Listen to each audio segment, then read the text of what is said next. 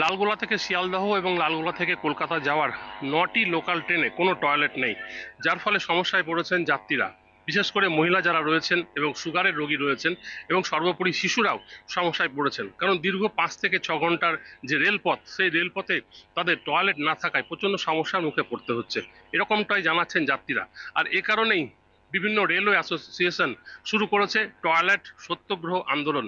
তাদের দাবি যে এই ট্রেনগুলি কিন্তু, যেখানে ট্রেনগুলি যাতায়াত করতো সেই সমস্ত ট্রেন কিন্তু চলে গেছে কুম্ভ মেলায়, এবং যার ফলে এই নতুন যে ট্রেনগুলো দেওয়া হয়েছে লোকাল ট্রেন, সেই লোকাল ট্রেনগুলিতে টয়লেট নেই। সে কারণে তারা আন্দোলন চালিয়ে যাচ্ছেন এবং যতদিন পর্যন্ত টয়লেট না থাকবে ততদিন পর্যন্ত তাদের এই আন্দোলন চলবে। পাশাপাশি যাত্রীদের, বিশেষ করে যারা তাদের কাছে বাচ্চা রয়েছে, সেই সমস্ত বাচ্চাদের প্রত্যেক দিনই প্যাম্পার্ড দেওয়া শুরু করেছে এই সমস্ত রেলওয়ে প্যাসেঞ্জার অ্যাসোসিয়েশন। এখন 40% মানুষ সুগারের পেশেন্ট, তাদের প্রতি আধ ঘন্টা অন্তর টয়লেট পায়, যে কারণে আমরা গতকালকে থেকে একটা কর্মসূচি গ্রহণ করেছি, Murshidabad district railway passenger forum toilet satyagraha কর্মসূচি বিভিন্ন স্টেশনে হচ্ছে। তার পাশাপাশি আমরা বহরমপুর স্টেশনেও এই কর্মসূচি পালন করছি।